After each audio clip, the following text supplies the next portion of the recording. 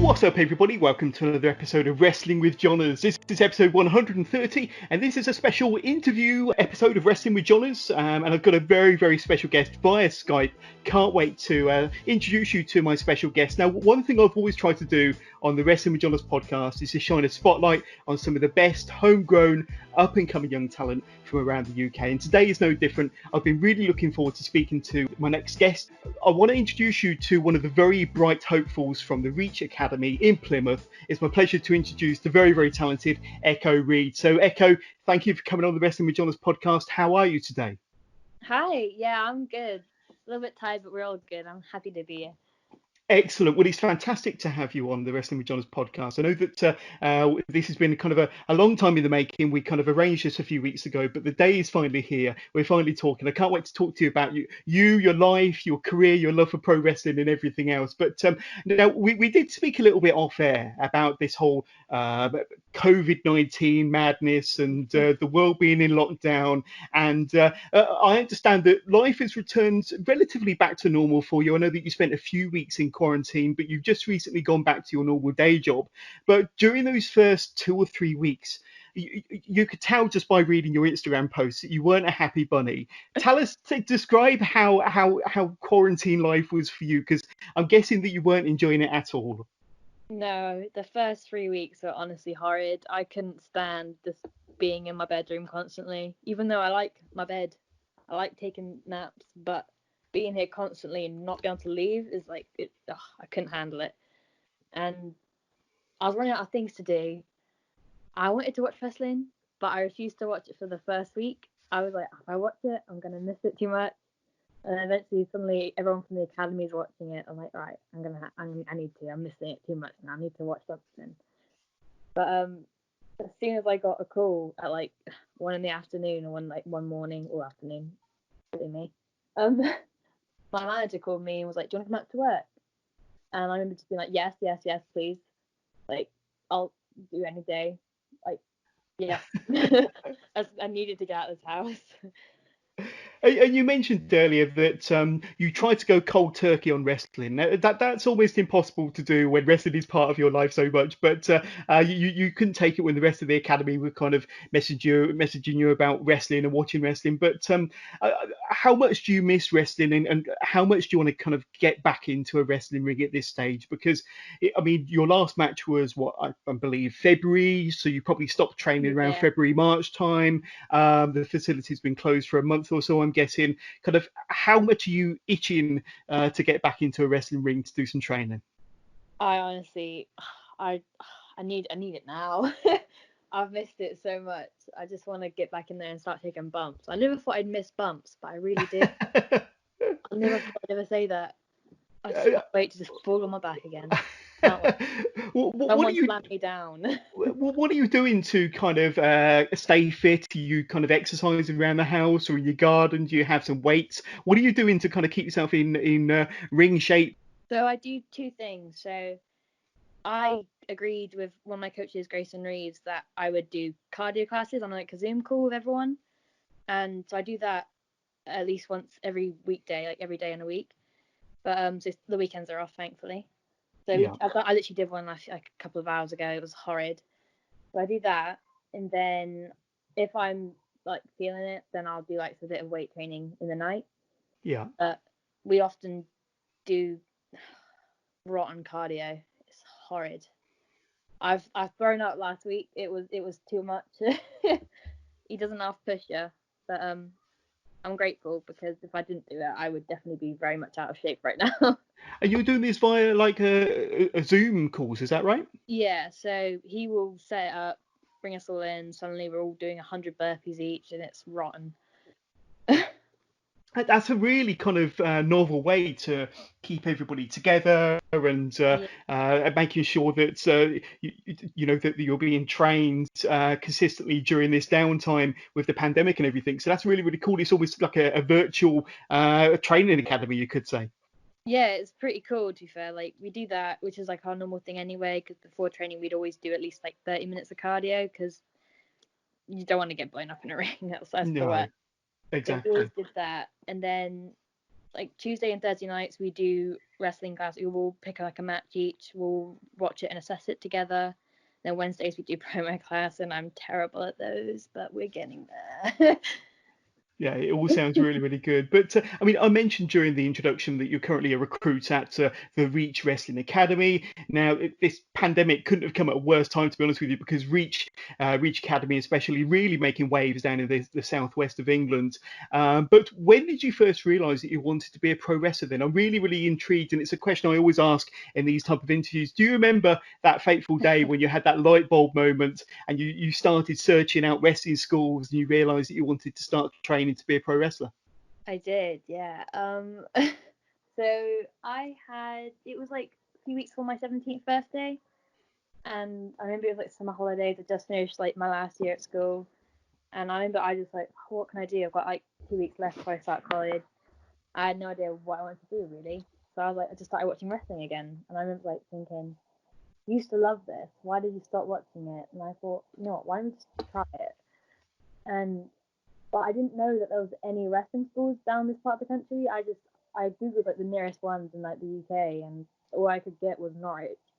So I booked that for the summer, but I didn't really want to wait almost a year to train. But I Yeah. was like, just searching out whatever I could, and then I didn't see anything until February last year. I saw a poster for an 18 plus show for Reach, but obviously I couldn't get in. So I remember like messaging them on Facebook and just being like, "Do you have an academy school? Because I'm very much interested." And turns out they had like a taster session like a week later. I remember popping down, and haven't looked back since. Love That's it. fantastic. So was Reach kind of the first training facility that you started training at then? Yeah, that was my first school. And how was that kind of first time that you turned up at the Reach Academy? Oh, I'm guessing we spoke about bumps earlier, and I always like to ask kind of what was that first bump like? But I mean, just stepping through the doors the first day, was it quite daunting? Were you excited? And was that the first time that you met Jason King and Grayson? yeah, I hadn't met any of them, like no one at all. I was completely new to everything and everyone. And I remember I showed up an hour early because it was either be an hour early or be an hour late with like the bus time. So I was like, I have to sit there for a while. And I remember just being sat in this sports hall at the time, and like no one was there. And people started piling in. They're like, who's this? Like what? And like a few of them said hello, like being welcoming. Yeah. And eventually Jason and Grayson walked in. They were like, oh, you must be the new girl. I was like, oh, hi. Like I was very, very shy when I first started. Like I didn't speak to a lot of people at all, like the first month.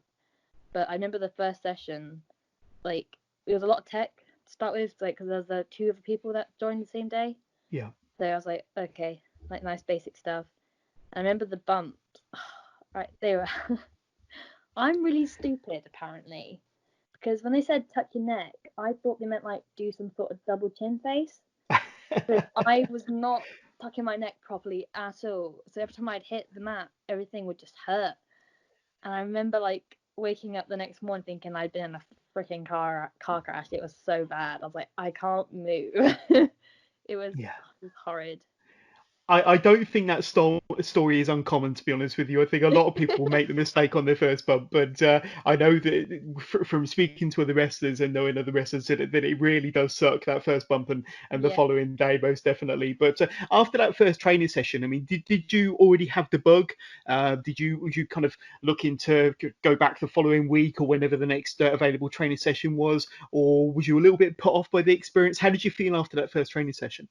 I was hooked straight away. Yeah. I remember meeting my brother afterwards. He was like, oh, how was it? Because he loves it as well. And I was like, I can't wait to go again.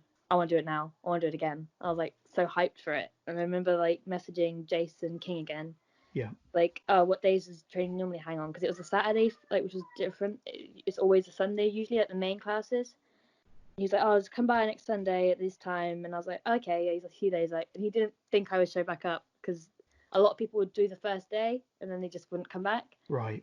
So he was like, this girl's not coming back. She's 17. She's not really cut out for this. Come on. And then he was very surprised when I walked in the next day. He's like, oh, okay. She wants this. I was like, yes. Like, keep hitting me, please. but that's it, isn't it? Once you turn up for the second or third time, I think the trainers realise that you are interested and that you want more, and those are the people that they kind of invest their time in, are the people that do keep coming back, of course. But Yeah. talk us through a typical training session at the Reach Academy, and how grueling are some of the training sessions down there? I mean, does it differ from day to day and from session to session? And what are some of the things that you don't enjoy about the training sessions at Reach? So we have different. Now we have a unit, so like a sports hall, which is nice. We're very little like place. So we have beginners classes, intermediate classes, and advanced, and then like a bit of a mix on a Sunday, so you have like both. So every single class has Reach cardio, and I, for one, really am not a fan of cardio. But before it used to be, we'd have this thing. If you didn't get the ring up in 30 minutes, 50 burpees. Oh. So then apparently that got too easy for us after a while. So then it became 100 burpees, and we only ever got the ring up before 30 minutes once. Oh no. We were constantly doing 100 burpees, and after a while, like that really you're knackered. Before you get to 50. So I remember getting to 70. I'm like, I'm gonna pass out. I'm a small person. I can't handle all of this. And then you finish the burpees. They're like, right, start doing your laps, and we're like, what? Like, yeah, you're doing laps. You've got to they'll scream like 1, 2, 3, and 4. Like 1's left hand down, 2 right hand down, 3 was a sit up, and 4 was another burpee. So it was constantly having things like that, and it was horrid. And then they after everything, we'd be like lunges, bear calls, and bear calls were the worst thing. I used to throw up a lot because of bear calls, because I was so not unused to cardio. I was never really into hardcore training, because you'd always have a break. There was no break. And eventually it got a little bit easier because the more you did it. But now I find cardio a lot easier now with them, because we do rounds instead of all that crazy burpee stuff. So we'll do 1 minute plank, 1 minute push-ups, 1 minute sit-ups, 1 minute mountain climbers, and then it's usually burpees to end it off because everyone hates them. And we'll do them it used to be 3 rounds of 5 different things, so it'll be 50 minutes, but now it's 5 rounds because they keep pushing us. So speaking about kind of training in general, do you have a bit of a sporting background? So before you kind of started training at Reach, were you into any kind of sports at school or college or anything like that? Do you have a bit of a sporting background? Because you find that a lot of pro wrestlers, especially ones that are successful at it, are quite athletic to start off with. Was that your case? Yeah, I guess kind of, yeah. I was pretty sporty in school. I was always more of a tomboy, so I always did more of the stuff with the guys. So I remember I was part of the rounders team, football, and then I was part of the netball team as well, but I didn't really enjoy netball, so I quit after a while. But yeah, so I used to enjoy those. And then eventually it got mixed, our PE groups, so doing that was a lot more fun because the girls didn't really like football, not gonna lie. Yeah. They didn't like that, but I loved it. Yeah. So I used to want to be a footballer when I was 11 years old. Wasn't any good, but I wanted it. Well, that's it. I mean, we all have our dreams. I wanted to be a snooker player and a goalkeeper, but I realised after a while I just wasn't any good at any of those. So I just watched more wrestling, and that made me happy. So there you go. But looking at the rest of the Reach recruits, then, I mean, now, correct me if I'm wrong, but as you mentioned at the top of the show, I think you're one of the newer and probably the youngest recruit in the academy bunch, aren't you? Yeah, I'm one of the newer, younger ones. There's a few younger than me, but I'm one of the main. Yeah. Ah, right. So you do appear, I mean, kind of reading between the lines and checking your social media, you do appear to be quite a close-knit bunch. But who would you say that you've bonded closest to out of everybody at the Reach Academy at the moment? Is there anybody that you do kind of tag along with, or you've spent the most amount of time with, that you're closest to? Yeah, I'd say the person I bonded with the most would probably be LA Taylor, just because we constantly on the road together, and she's one of my favorite people to get in the ring with at training. She's awesome. She's really good. So never a dull moment either. She's always really funny. Yeah, and I say LA Taylor's definitely on my wish list of interviews somewhere down the line, so that'll be good fun. But we have to talk a little bit about the women's division in the Reach Academy because there's so much kind of strength and depth there. I mean, we mentioned LA Taylor, there's Aurora, Adira, there's yourself, of course, a pretty exciting bunch of wrestlers gracing the women's division at the Reach Academy. I mean, I'm sure there's others that are coming through that we probably haven't mentioned as well, but the women's division in the Reach Academy is pretty strong at the moment, isn't it? Yes, they're. I love them all. They're all really good, and I can't wait to like face each one of them. Like I've already had Adira, but I can't wait. They're just all really good, and it's awesome to see them like in training, and they all like push themselves so much. Yeah. Would you say there's a locker room leader amongst the Reach Academy? You know, I'm guessing that there's lots of big personalities in the Reach Academy locker room. Would you say that there's a locker room leader, or do you think that they all add something different to the locker room in their own way that kind of creates the atmosphere? A bit of both, really. Like everyone's like extremely different. There's no one that's the same. But Yeah. I'd say there's definitely two like locker room leaders, and that would be Joe Okay. Seven and LA Taylor. Like they're the two like people that everyone like will go to for like advice because they've got the most experience out of the most of us. Yeah. They're like the go-to people to talk to outside of like Grayson and Jason. Yeah, and of course, I think LA recently wrestled on a main reach card, didn't she, against Millie McKenzie? So she's kind of got that feather in her cap already. But let's skip all the way back now. I kind of get the impression that you're a long time wrestling fan. How long have you been watching pro wrestling for? Can you remember kind of not necessarily the first time you ever switched on and saw professional wrestling, but do you know kind of how you become a fan, or kind of what sort of what was going on at the time to make you fall in love with wrestling as a fan? I have two older brothers. I have a lot of siblings, but I have two older brothers that were constantly watching wrestling. And my oldest brother Daryl, he would constantly wrestle my brother Connor. So when my brother had me, like I was the younger one for once, he thought, yes, I can wrestle someone smaller than me now. I haven't got to be the person that's being thrown about. I can chuck them about. I remember like constantly being chucked on a sofa and like thrown about on trampolines and I'm like, what's happening? I don't understand. But like it would always be on the TV as well, so I was like, I didn't really understand what I was watching or what was happening until I was about 6, 7, and I was like, oh wow, this is really cool. And my brother was like, they were both like, you're not watching this, like what? And they're like, you need to watch the old stuff first. So they made me watch all their old like DVDs and like videotapes of everything.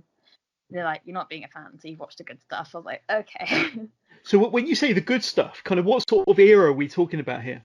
They were very like 90s kids, so they were like attitude era. Nice. They're like, you need to watch this stuff first, and then you can watch the new stuff. Like, okay. I didn't mind it. I loved it. So I was Yeah. like more wrestling for me. This is awesome.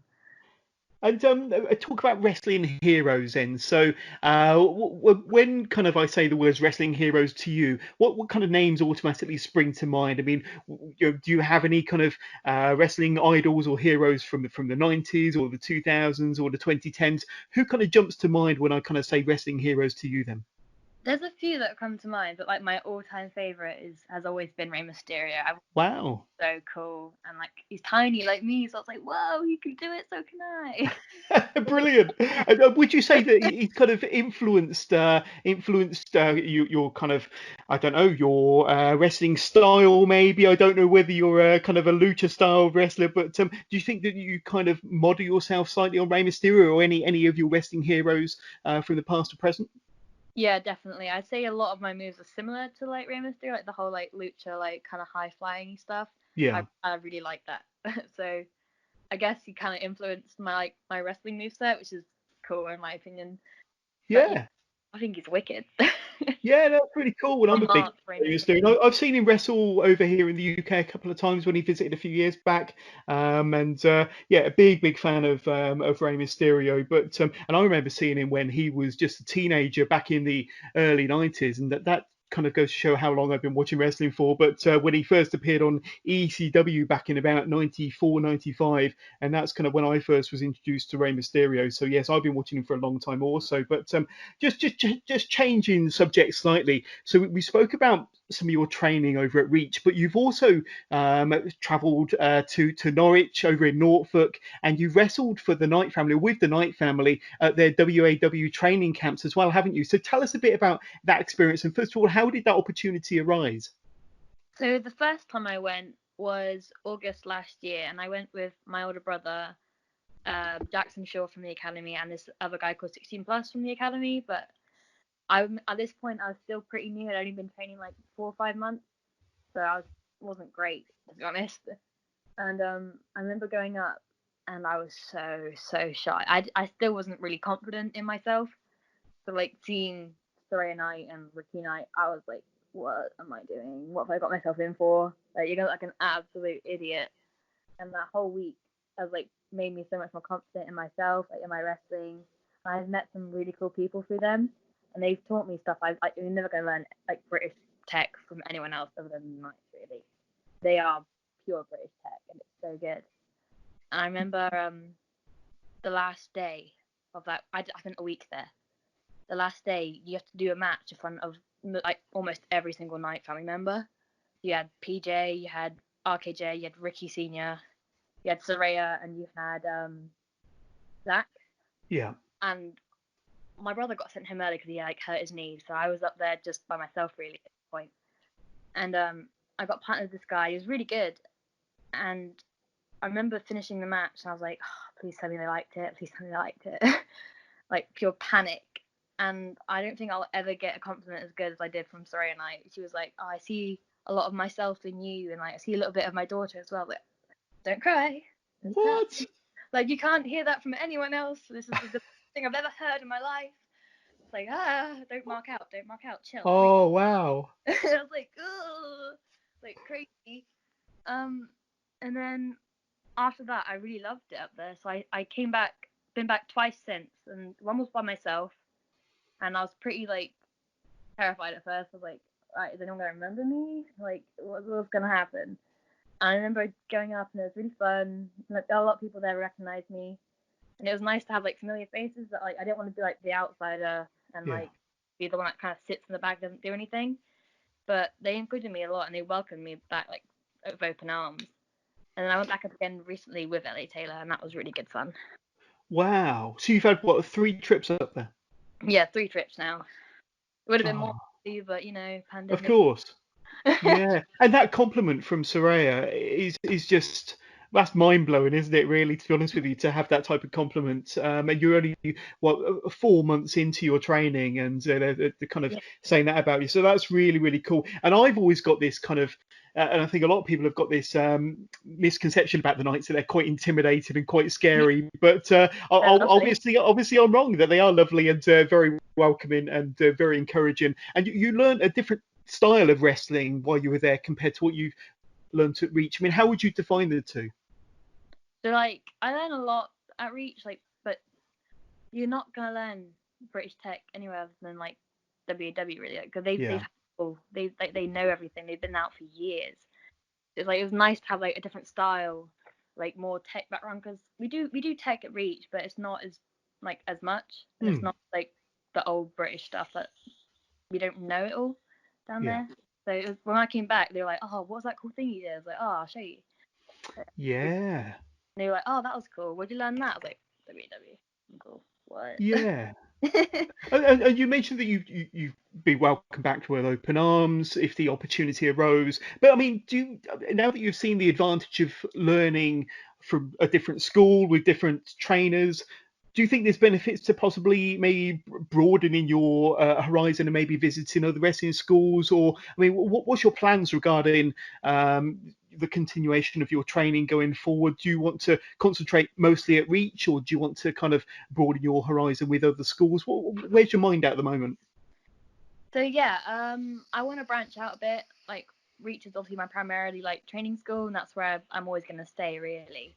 But obviously I've been to WAW. I want to go to Dragon Pro for a few sessions just because that's cool. And like I'd love, like, you can learn a lot there.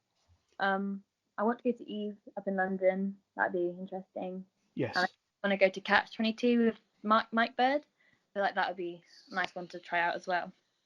Yeah, and I think, as we mentioned earlier, you could probably pick up different things, different skills, different techniques from all of those. But that's really, really cool. Let me ask you, when you first started training to be a pro wrestler, probably a year or so ago, what did your kind of friends and your family and maybe workmates, how did they react when you told them that you wanted to become a pro wrestler? I mean, did you get any strange reactions from any of them when you told them that you were training to become a pro wrestler? I remember like my brothers were all for it. They were like, yes, do that. That's great. My mum thought I was joking at first, but then she was like, oh, okay, that makes sense. You've always been sporty kind of thing. My dad, on the other hand, he was a little bit confused because my eldest brother wanted to be a wrestler as well when he was like my age, and he was like, I'm gonna be a singing wrestler. I'm so cool. So when I told him, he was like, oh, you be a singing wrestler, are you? I was like, no. I was like, oh, here we go. It's gonna make a joke out of it. It's gonna be great. But yeah, he's been to my matches now, and he loves it apparently. I don't know. Yeah. I'm sure they're super proud of you and what you've achieved so far. And any strange reactions from any of your friends or workmates at all? My best friends, I told them, they're like a bit surprised at first, and everyone goes, I never expected you to be a wrestler. I would expect something different. I'm like, yeah, great. Like, you don't look like one. Like, well, what does one look like? They all look Yeah. different. My workmates love it. They're like, oh, we work for a wrestler. You want to mess with us to kick your ass? I'm like, oh, Absolutely. Absolutely. oh, like that. Oh, that's brilliant. So I want to kind of change tact once again, and I want to kind of take your mind back to your first match. Now, we spoke a bit off air, and your first match, of course, was in December, so only a few short months ago, so 5 or 6 months ago. But how was your kind of preparation ahead of that first match? So you say knew that you're going to be wrestling. I think you probably had maybe a month or two warning or notice of your first match. So how was your kind of preparation? How did it go? And did you kind of on match day itself? Did you have any pre-match nerves? How were you feeling on the day itself? So I found out after the first Academy show, and I remember being told, and I was like, oh god, like that's insane. That's like, it doesn't seem like it's far away, but it felt like it was ages away. So like I got plenty of time. It's great. Yeah. I remember like the last like month leaving in, like that, like a few weeks in, they were like, you're gonna just gonna get in the ring with Adira. You're just gonna train, get used to each other. And I remember we were training, and she hits very hard, which is good. She's a hard hitter, and I have braces, and she hit me, and they broke, and I was like, ouch. Oh. Really sore, and I couldn't fix them until like just before the match. So I was like, every training session afterwards, it was horrid. I was like, this is really hurting me, but you just have to deal with it. Then the actual match itself, I was terrified. I don't think I've ever been more of like a shaky mess in my life. And I remember like I was kind of like hopping up and down. I kind of couldn't stop. I was like, I had, and I remember like Grace and Maria's parents like, are you alright? I'm like, yes, like I'm fine. Like no, I'm not, but like yes, we are. And I remember like panic eating like a mini tub of Pringles and chocolate, and that just made me jump up and down walls. I'm like, you're a child, stop it. And then they played Adira's music, and I was like, right, like I can't back out now. Yeah, I have to go out. And I'm like, oh god, like pure panic. And I'm like, at the point where they start playing my music, I'm like, I had never done this entrance. I was like, what do I do? I was like, no. I didn't talk about this part. And I'm like, I think I have to do a pure babyface entrance. Just like, cheer for me, please. And like, high five everyone, because that's what you do when you panic. I was like, yes, this is going to be fun. And it was really fun, but I was just like, oh, like, you gotta do it now, just get out there, get it done with. But I was one big ball of wrecking nerves. Yeah, and I suppose when you were in the ring, did your kind of wrestling mind just kick into autopilot? Yeah. All the nerves went away as soon as I was in it. I was like, oh, okay, I'm here now. I know what I need to do. I know how to fight. It's fine. And then suddenly the bell's rung, and I'm like, okay, down to business. The nerves have just gone. It's all adrenaline. Yeah, but it was against Adira. Now I know that we spoke a bit off air, but she is an intimidating character, isn't she? I mean, I wouldn't want to be within 20 feet of her, let alone be inside a wrestling ring with her actually fighting. She's in full heel mode pretty much all the time. But tell us about that first match, because you said that she strikes hard. She's a hard hitter. Yeah. And your technique was obviously, I don't know, quite fast paced, I'm guessing, Yeah. and to kind of turn her moves into your moves. But I mean, I've seen some clips of that match, and the fans are really, really behind you, and that must have been great to have kind of heard that type of support from the outside. But tell us a bit about that match then, because you two had a hell of a battle, and considering it was your first match, it went down really, really well, didn't it? Yeah, when I came out, I wasn't expecting like the pop I got. I was like, oh, that's really loud. Okay, like I'm over and I haven't done anything yet. It's great. I was like, oh, I haven't got to do anything now. I do have to do something. But I got in the ring and I was like thinking, oh crap, this is gonna hurt. Like just fine, I can feel it till afterwards. And I remember like when that bell rang, I was like, right, just suck it up. She's gonna hit you really hard now. And but the thing is, even though she's terrifying, like really terrifying, if you hit her hard back, she will be a little bit gentler with you, like not much, but a little bit. She's got respect Like, for you then. yeah, a little bit of respect there. I mean, he was punching me, but I was kicking her, so I was like, okay, if you're gonna punch, I need to kick you back because I'm sore. You need to feel something, please. And like, there's clips of the power bomb that took my soul away. Yeah, that looked like it sucked. I remember like, I need to kick out. I don't want to kick out, but I need to kick out. It's like, oh no. It's like I'm not going to walk again. But I remember I did it. I was like, oh, I'm not done. She's gonna kill me again. Like, damn it. But you did it, and you survived your first match, and you must have been kind of elated after the match. You must have been on a high for hours afterwards. Besides being very sore, of course. But I mean, I've spoken to so many wrestlers, and they said that after every match, but let alone your first match, you probably had kind of the biggest adrenaline buzz of your life.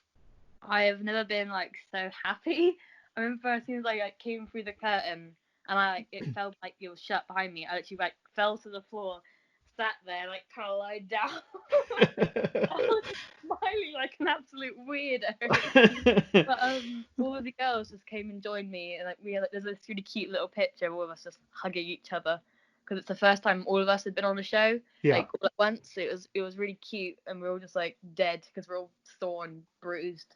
We're all just dying on the floor with smiles and giggles, and everyone else was like, what are they doing? But we're having the time of our lives because we're just pure joy. Yeah. And you said earlier that you couldn't understand why you were so over with the fans after your first match. You say you hadn't done anything when in actual fact you had. You wrestled an outstanding match. But it's clear that you're a baby face through and through. And when you've got kind of an ultimate baby face and an ultimate heel, that's a winning combination to start off with. But I want to ask you a bit about your character then. So, who is Echo Reed the character, and who is Echo Reed the wrestler? If you could sum up your character or your gimmick, how would you describe Echo Reed? So I know I've described you as a babyface, but is there more to it? I'm very much like an underdog, like dark horse kind of thing. Like you don't expect anything amazing, but like I can do some pretty cool stuff. So you're never really going to expect me to beat someone as like Adira, but like I probably could. It's like things like that. It's like the Daniel Bryan story they had like a few years ago. You build it up, and eventually you're going to get like an amazing win, things like that. And it's like, Absolutely. That's what I want to build to. Yeah, definitely. And I want to ask you about your name as well. So Echo Reed, it's a great name for a pro wrestler. It really, really is. It really jumps off the page as being a proper pro wrestling name. But it could always be a name straight out of a Marvel superhero movie, couldn't it? Echo Reed. Where did you come up with a name? I mean, was it given to you? Did you come up with it in kind of like a moment of clarity in the middle of the night? How did you come up with the name Echo Reed? I came out of it in a pretty boring way, not gonna lie. It was some Marvel. Like I was always interested in that stuff, so I was like, oh, it sounds like a superhero name. After I figured it out, like that's pretty cool. But beforehand, I was like, I knew what the last name to be Reed, just because it's similar to my nickname, like to my actual name. Yeah. Like, my mum is very forgetful and chants my actual name because she's done it before. It sounds like Reed, so it's fine. Yeah. And it's confusion, and I'm not going to be mad at her about it. But Echo, I'm really boring. I was reading a book, and there was a town in it called Echo Ridge, and I was like, oh, I really like that name. That's pretty cool. And then at the same time, that like later that day, I was listening to Linkin Park because I'm edgy, not really. And I Lost in the Echo came on. I was like, maybe Echo Ridge sounds cool. Like that sounds pretty cool actually. Like myself, because apparently I'm insane. And they just stuck. And I remember like messaging Jason King, and be like, what do you think of this for a name? He's like, oh, I really like that. Like, Victory, thank you. I haven't got to do the hassle of thinking of a name anymore. But it really is a cool name. It really is a cool name, and it does sound like a superhero name. And I think to your fans at the Reach Academy shows, I think that going forward you're going to be getting a superhero reaction every time you come out. But let's kind of talk about your rivalry then with Jason King, because it kind of occurred during I think the February Academy show, and there was a battle royal. I think it was to crown a new number one contender, if I'm not mistaken. And it was a fantastic moment when you eliminated Jason King from that match, setting up your next feud with him, of course. And of course, that match between you and Jason was meant to have taken place this past weekend, wasn't it? A few days ago. Yeah. So that must have been a pretty sad occasion when Saturday came around and you realised that match wasn't going to happen. Now it is going to be rescheduled for July the 5th, if I'm not mistaken. Yeah. But when it does happen, this is going to be a really exciting match. It's got a ready-made storyline between you and Jason and everything. So tell us about that moment when you eliminated him from the Battle Royal, and having Jason as your next feud. So in the Battle Royal, I remember I had everyone but him. I took 5 chops from PJ, and that was horrid. I've never taken a chop from anyone as bad as him. Like they're horrid chops. And at this point, I'm already bruised. And I remember like seeing Jason in the other room. Like, you know what? Screw it. We're gonna face him now. Because at this point, I had already had like a mini feud kind of thing, like on social media with him. Yeah. Like he made this video back in October saying how I'm just there for tea and bringing bags to the wrestlers, and that set off like every single fan from the Reach was just like, that's so wrong and things like that. So like, oh, okay, thanks, appreciate you, cheers. And so that Battle Royal moment. It took 3 attempts to get over that ring. I was like, please just leave. And I was like, I'm very stubborn apparently. I was like, I'm not like moving on until you're out of this ring. And it took a lot of effort. And at this point, I'm dead. I'm sweating so much that I've smudged half on my face. It's like I'm crying. I'm like, this is great. And it's like a picture of me like full on sassing him as soon as I've got him out of the ring. I'm like, like doing this weird hand thing. I don't know where it came from. I mean, I'm like, just like, honey, see you later. Yeah, but I remember as soon as I did it, like everyone like was like cheering. I was like, oh, that's what I wanted. This is amazing. And because of that, it set up like the next feud. And like, yeah. I can't wait to face him. I really want to hit him. And how do you rate your chances when you do finally get into the ring with Jason? And based on your kind of Battle Royal encounter, do you plan to exploit any weaknesses that you saw in him that night? I don't really know. Like, if I can face Adira and come kind of close, I'm not really afraid of Jason King, if I'm honest. Like, sure, he's been around for a while and he's got this like experience. He's faced some really cool people, but other than that, like, I'm not really threatened. So he's not a very tall man. He's not like big and strong. He's like a few inches taller than me. So my chances are very high in my opinion. But weaknesses wise, I don't think he's quick as me, and I don't think he can do the stuff I can do. So we'll have to see. There we go. That's going to be a hell of a match, and I definitely want to be there when that happens. But and like I say, in the meantime, at least you've got social media to taunt one another and to continue your feud on social media, I suppose. But looking at the rest of the Reach Academy roster, then Echo, is there any unfinished business with the likes of Adira that you would like to settle, or maybe LA Taylor? Because I think it was LA Taylor. Didn't she eliminate you from the Battle Royal in February? Or anybody else that you have your eye on when wrestling resumes back in the near future?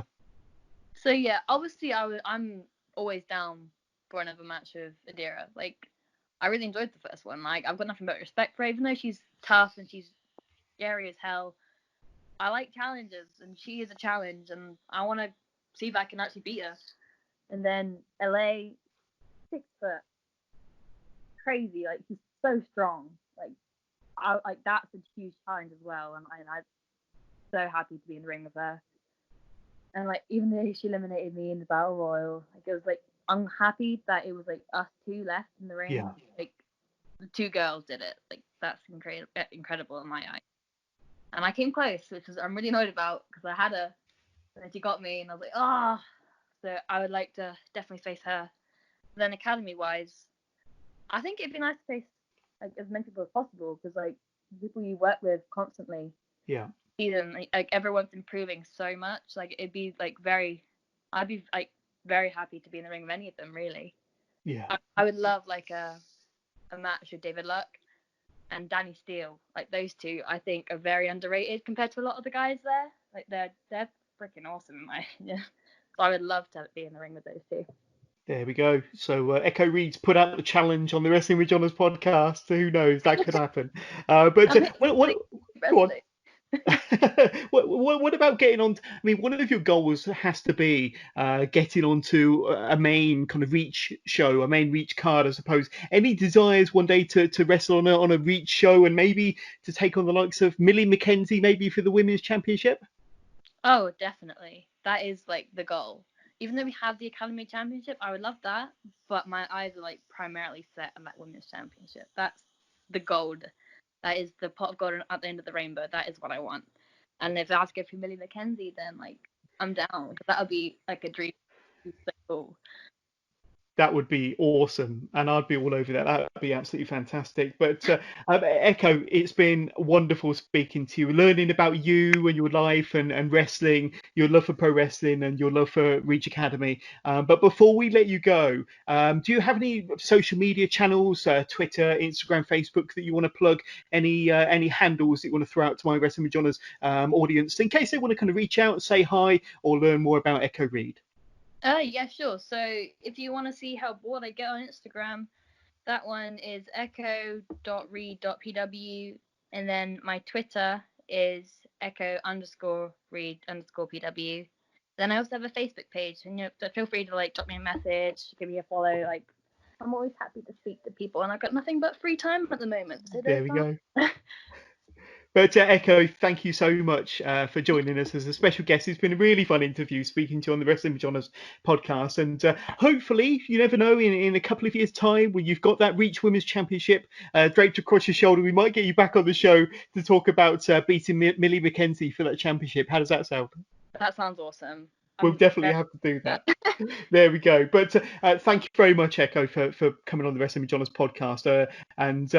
So please keep it tuned to the Wrestling with Johners podcast. And if you've enjoyed listening to this podcast, please don't forget to spread the word. Tell your friends and tell your family. Don't forget to subscribe. Press that ever important subscribe button on whatever channel you're listening to this on. And so you won't miss out on a single episode that way, whether it be Podbean, Spotify, Anchor, Apple, YouTube. Just press that subscribe button right now. But thanks again for Echo for coming on the Wrestling with Johners podcast. Thanks to everybody for listening, and we'll catch up with you all again soon.